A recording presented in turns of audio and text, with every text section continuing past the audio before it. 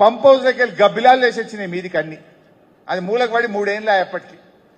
దాన్ని మళ్ళా మంచిగా చేసి ఆ పంప్ హౌస్ పూర్తి చేసి ఆ ప్రాజెక్టులను పరిగెత్తించి పాలమూరు జిల్లాలో 10 లక్షల ఎకరాలకు నీళ్లు బారిచ్చిన గవర్నమెంట్ బీఆర్ఎస్ గవర్నమెంట్.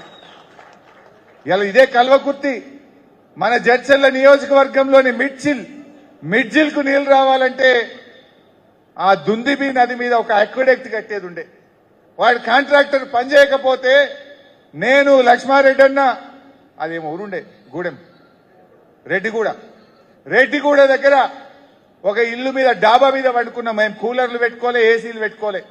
ఎండాకాలం డాబా మీద పండుకొని మేము పర్యవేక్షించి రాత్రి 12 దాకా రివ్యూ చేసి పరిగులెత్తించి ఆక్వాడక్ట్ పూర్తి చేస్తే మన జడ్చర్లలోని మిడ్జిల్ కు ఆ కృష్ణా నది నీళ్లు తెచ్చింది బీఆర్ఎస్ ప్రభుత్వం.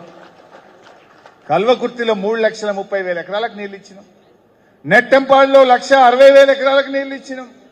భీమాలో 1,75,000 ఎకరాలకు నీళ్లు ఇచ్చినాం. కోయిల్ సాగర్ ప్రాజెక్టు పూర్తి చేసి నీళ్లు ఇచ్చినాం.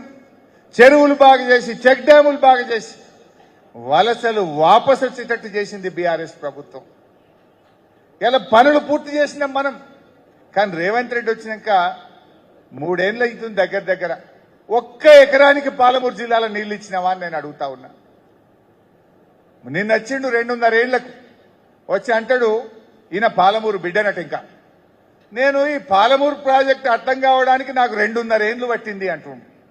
నీకు అర్థం కానీకే 2.5 ఏళ్లు పట్టింది, మరి నువ్వు చేయనీకెన్నేళ్ళు పడుతుందో. ఇంకా నీకు అర్థం కానీకి ఒక ముఖ్యమంత్రివి, నువ్వు పాలమూరు బిడ్డవు, నీకు అర్థం కానీకే 2.5 ఏళ్లు పట్టింది ఏం చెప్పిండు మన మహబూబ్నగర్కి వచ్చి.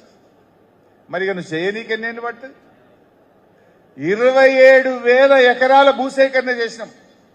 పాలమూరు రంగారెడ్డి ఎత్తిపోతల పథకానికి బీఆర్ఎస్ ప్రభుత్వం 27,000 ఎకరాల భూసేకరణ చేసింది.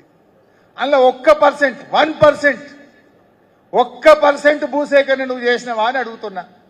3 ఏళ్లు దగ్గరికి వచ్చింది, కనీసం 270 ఎకరాల భూసేకరణ చేసినావా నువ్వు?